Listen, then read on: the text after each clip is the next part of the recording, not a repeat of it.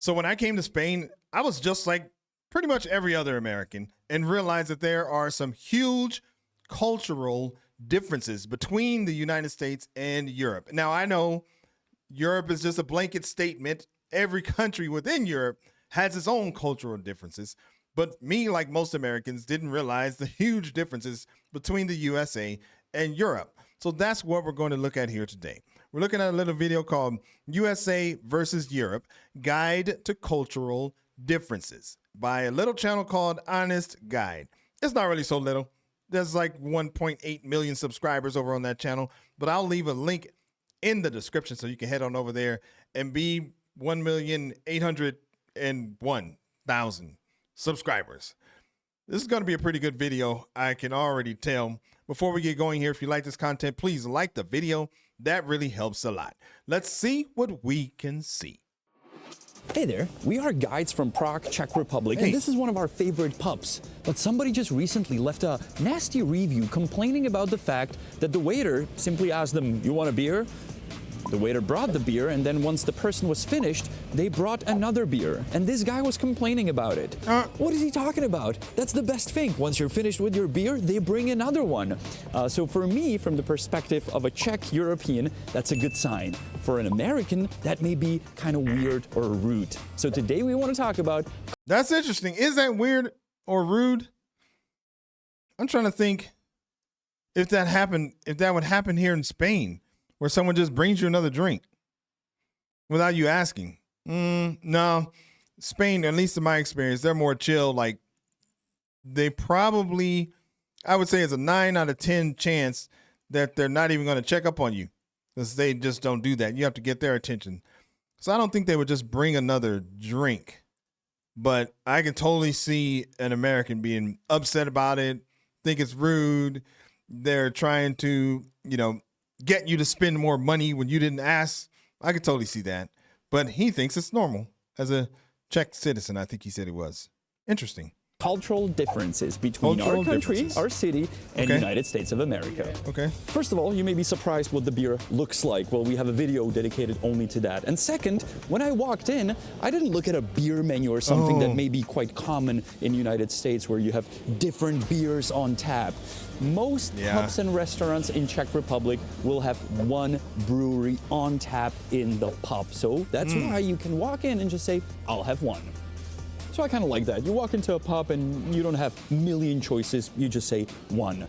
In US, not only you have a choice of beers that are on tap, quite often there's 5, 10, 20, but also they will ask you, do you want draft or bottle? What kind of question is that? What kind of question is that? Here in Spain, we say una caña. So that just means, and any Spaniards out there, please do correct me, but I believe that just means that it's like the house beer. So, I mean, of course, they have other beers that you can get, different bottled beers and things like that. But typically, you just say una caña, and I don't even know what that is. I just know I say that and I get beer. So I don't know. That's a true statement. I don't even know what that really is. But I know I get some beer when I say it. So that's all I need to know. Let's see. Let me go back a little bit. But also, they will ask you, do you want draft or bottle? What kind of question is that? What kind of question is that? The reason you go to a pub is to get beer on tap, to get draft beer. If you want bottled beer, you go to a supermarket. So for us, that's a big cultural difference that quite often we don't understand. Now, a beer here costs 55 crowns. Let's call that $2.50 to round it up. If you go to a stadium, to a sports event here in Prague, it's going to cost around $3. $3? Oh my God, that is the steal of the century. You're trying to compare to a stadium beer in the United States. He's about to tell us. I'm going to say $12. Well, nothing like that in US. If you go to a pub, it may cost $5, $6. Yeah. And you go to a stadium, and it can cost $10, $15, even $20. Honza hates it whenever. And it's not bigger. It's not anything special. It's just in the stadium. You got to pay those athletes the millions of dollars. I'm not anti-millions of dollars for athletes, by the way, but that's probably for another video. But, hey, they do have to get paid. So, anyway, that's another video. Let me just calm down. I know I'm going to have some comments on that one. Whenever he goes to a sports event, he's always shocked with the price of the beer. Yes!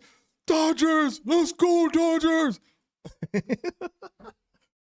I'm a Dodgers fan, okay? Everybody, if you've been watching, you know this. Yep, that's at Dodger Stadium too. Love that place. One time when I was little, it has nothing to do with this video other than this Dodgers right here. I went, because I lived in LA, and we went to Dodger Stadium, and we got what we called Dodger dirt. We got to go down on the field and get some dirt. It's probably just dirt, but hey, it was Dodger dirt. All right, anyway, I digress. Whenever he goes to a sports event, he's always shocked with the price of the beer. I myself, when I travel to US, I usually don't go to sports events, but I like amusement parks. Oh, God. Just recently, I visited Universal Studios. It was the most expensive beer I ever had in my life. $15. Oh, I could not believe God. it. Now, I understand that going to amusement park, you don't go there for beer, you go there for the rides, but still $15? $15, that's crazy. It was insane. That is insane. Why did I do that? Yeah. Also, fun fact, I did not take a picture of the beer, but I did take a picture of the receipt. Oh, wow. Now, the price of the beer, as I said at the amusement park, was $15. But I was asked to pay more than $16. Oh, Why? yeah. It said $15. Well, tax was not included. What is this about? We go to a place.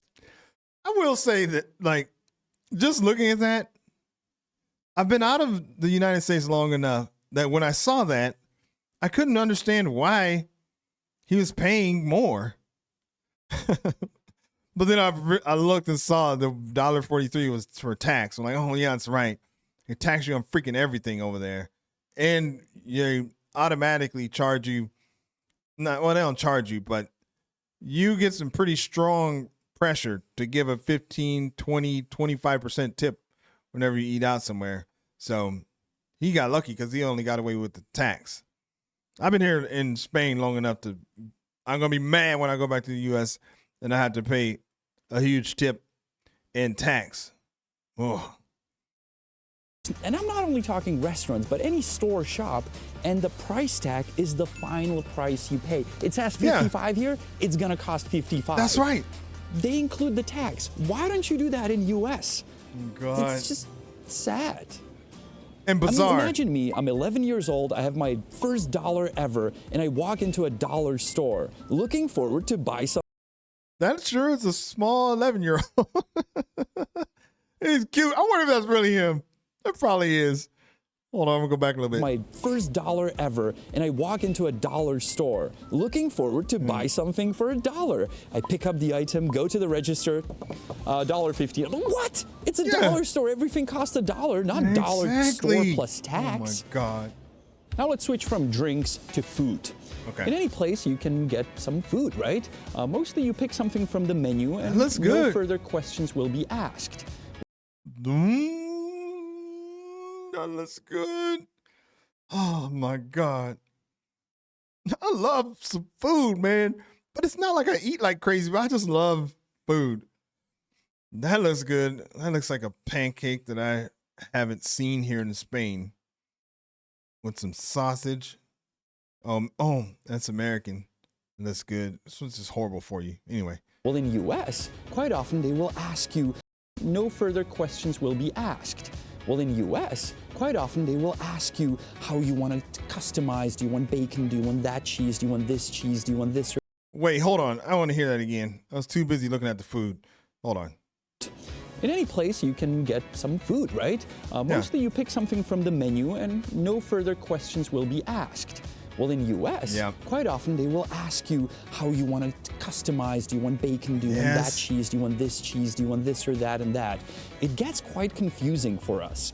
And you can imagine me being 11 years old in US, in New Jersey, first walking to a restaurant, ordering a burger, very much looking forward to it. And they asked me, how do you want your burger done? I said, I don't know, very well done. Thinking that they would make it completely.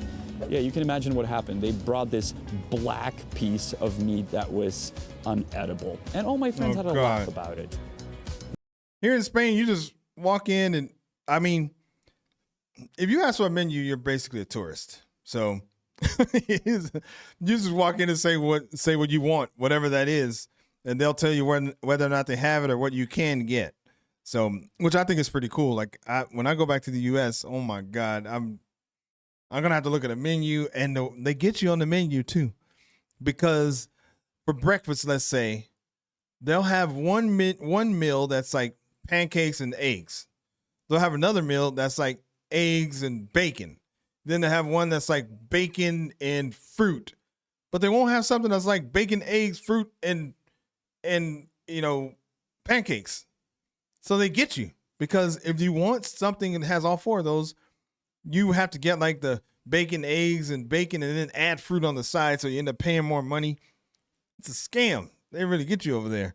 But here you just walk in and say, this is what I want, and they're just going to give that to you and charge you whatever it is.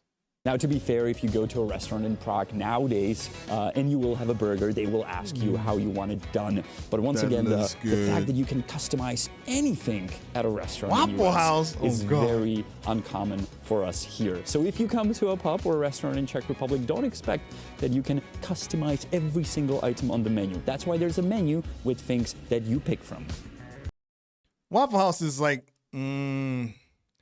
it's just like, it's in the South. It's like a South. It's in southern states in the United States, and they just have like it's like the place you go at 2 or 3 in the morning when you're drunk or something. There is a place in LA called Roscoe's Chicken and Waffles that if you ever go to LA, you got to go there. Sounds weird combination, but golly, it is so good. Anyway. I really hope we didn't lose our subscribers from United States. We love you guys. So to say something that we consider to be amazing in US that we don't have here is water.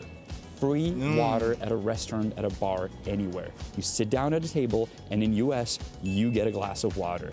Yeah. Never happens in the Czech Republic, ever. Not only that, if you ask for tap water, quite often they will say, no, we don't serve tap water. And you will get a tiny little bottle of water that you will pay for $2, $3, $4. It's ridiculous. I know a restaurant where I go to, and I will always say, can I get tap water? And they're like, no, we can't do that. We can only sell you a bottle. And I quite often say, I'll pay you the same price that I'll pay for the bottle for tap water. Like, no, we can't do that. Crazy. Now let's talk about service in restaurants and pubs, because that may be a bit of a shock for you when you come to Prague. Yes, quite often it is rude and not polite at all. That's also a huge difference for us when we go to US, and a waitress will come to our table and she will introduce herself and she will smile and she will maybe recommend something from the menu. That would never happen here. I mean, it's changing, don't get me wrong. Service is getting better, but if you go to like a local place, a dive bar, which I would consider this place to be, quite often they'd be grumpy, and it takes a long time for them to get to know you, and after maybe a 20th visit, they will share a little smile with you. Not like in US. First time visitor, oh, I love coming you to our restaurant. My name is Wendy. Can I take your order? Hey, Wendy. Speaking of Wendy, when I was first called darling. So here in Spain, I mean, in the US, I don't know. I always had this thing of whenever I go to a restaurant, I ask them, like the waiter or the waitress, like what's their favorite thing? Because sometimes they'll tell you stuff that's not on the menu, and you get some pretty cool food that way. Come here to Spain, like when I ask, I rarely ask that anymore. But when in the beginning when I asked that, I mean, they would look at you like you're a weirdo. Like, I think they just don't like feeling the pressure of picking something that you might not like. So they just don't, I just know I don't ask that. Like, I just need to take my chances and get what I think is good. But in the US, like, they were happy to tell you, they give you something that wasn't on the menu.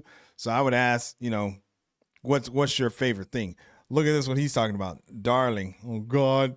Let's see what he has to say about that. Hold on. Hey, Wendy. Speaking of Wendy, when I was first called darling or honey in a restaurant in US, I was like, she really loves me. She just called me darling. I like that. I mean, I like the bartender here, but he never calls me darling. No. Let's make it stay that way, okay? We're tough guys. Even though the two of us consider the service at... They do that here in Spain. They say guapa or cariño. Those are like terms of endearment. Dang. I love pancakes, man. I was like a pancake connoisseur back in the U.S. I haven't really had those pancakes that look like that since I've been here. Places in the United States very good and very nice and very polite. There is one thing that we consider to be very rude, and that is you're finishing your meal, or maybe you're halfway through, and suddenly a bill lands on your table. Oh God, what is yes. that? Are you kicking me out? That would never happen here. No. Any business, restaurant, pub, coffee place tries to keep you in the place as long as possible. You're done with your meal, they'll offer you a dessert. You're done with your dessert, they will offer you coffee. You're done with your coffee, maybe you want to start over and have another appetizer. In other words, they want to keep you in as long as possible. You have to ask for the bill. In US, very often, you're halfway through, here's your bill. I'm like, well, maybe I want another something. No, the bill is already on the table. Just weird. That is weird. And here in Spain, let's see. Yeah, they don't just bring you the bill. You gotta ask for it. So you can sit there forever. And I remember when we first came, I would like ask for the check, real soon, because I was so used to just getting it right away. And they'd be like, "You sure? Like, you're not even finished eating? Do you still want dessert? Do you want coffee?" They give you shots out here. Chupito, I think they call it. You want a shot? So, I mean, yeah. Speaking of the bill, let's dive into tipping. And that can create some big issues, because that's a big cultural difference. That's a huge cultural difference. In US, quite often we get asked, do you want to tip 15, 18, 20, 25%? Which for us is like, whoa, that's a lot. A quarter of the bill just tips? Because it's a tip-based country or tip-based business. In Czech, that used to be very, very different. I mean, my dad would only round up the bill to the next higher number. If the bill was 99, he would round it up to 100. I believe most of our dads and mothers still do that. But nowadays, it's changing even here, and tipping goes from 10% higher if you're satisfied with the service. If the service is really bad, some people will simply not tip. If that would happen in the US, that you would not leave a single cent on a tip, I've experienced people running out of the restaurant and be like, what happened? What did we do wrong? Like, why did you not tip? So tipping is very, very different, and I'm curious what you will say about that in the comments. Whatever country you're from, I want to read what's the average tipping in your country. And in the U.S. nowadays, they will not only run after you, but they'll put it up on social media that they didn't get tipped or something like that. So, which my wife, Lisa, she was a waitress at one point. And like, the waitresses don't get paid much. I think like less than minimum wage. And I'm not sure, you're welcome to correct me on this, but I think the way it works is like the government is assumed that you're going to get a 15% tip. So that's what they're going to tax you for.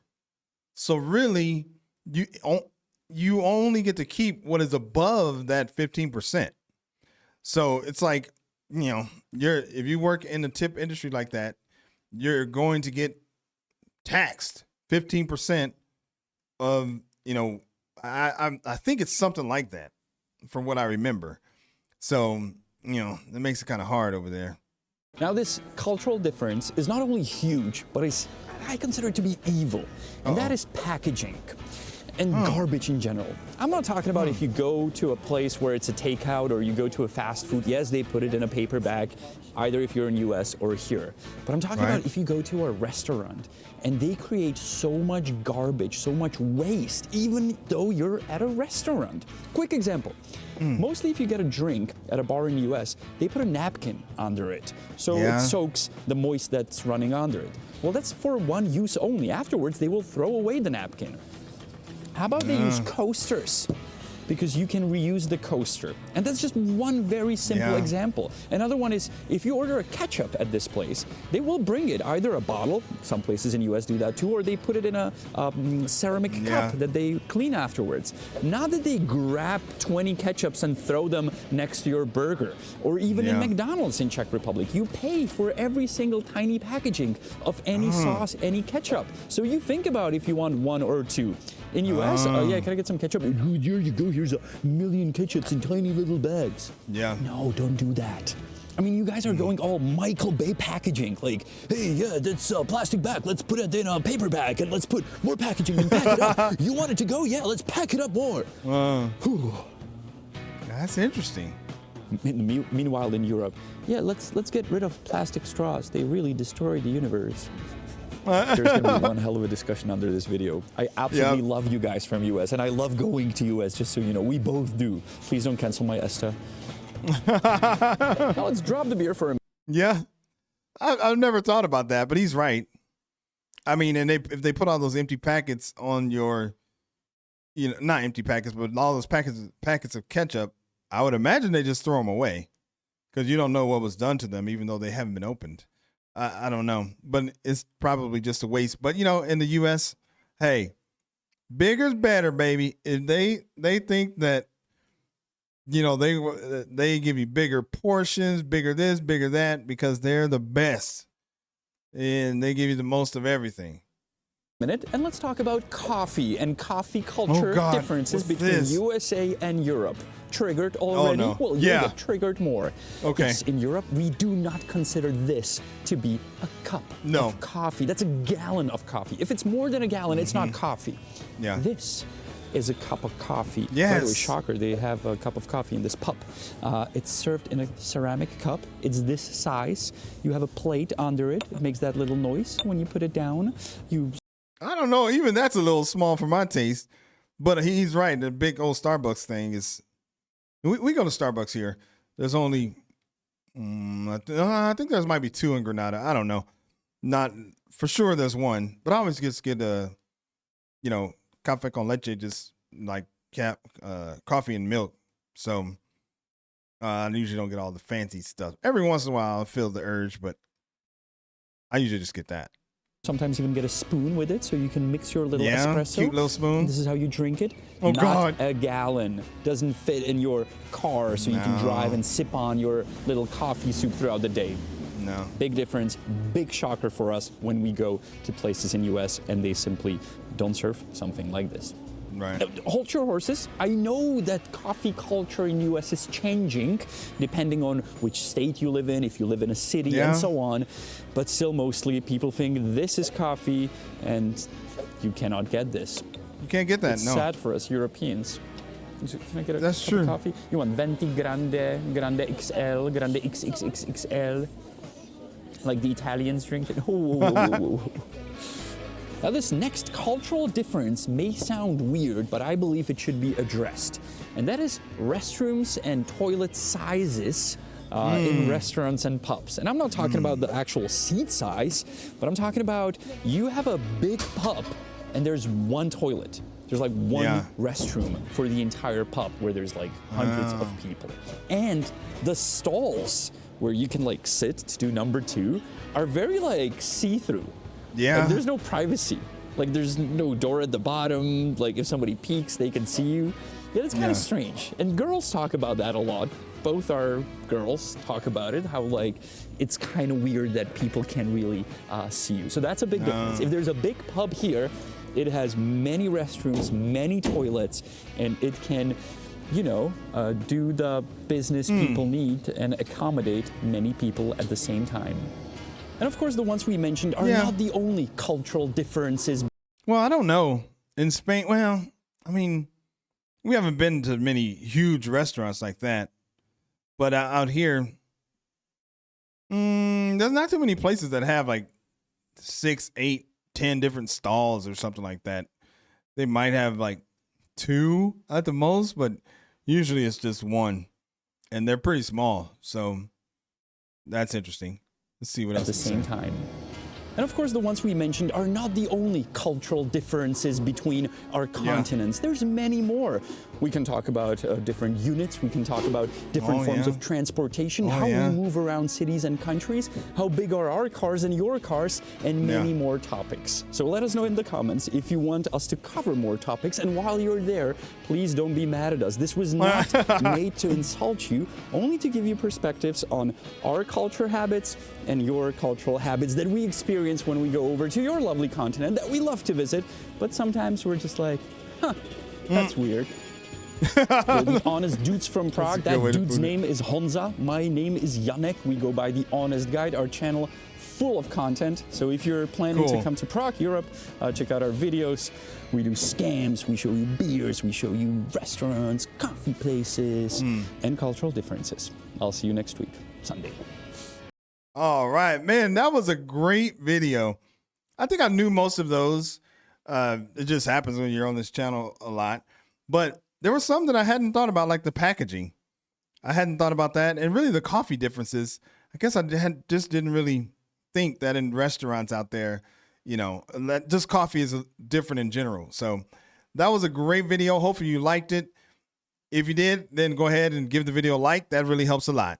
My name's Greg. Thanks for joining me here today, and we will catch you on the next video. Peace.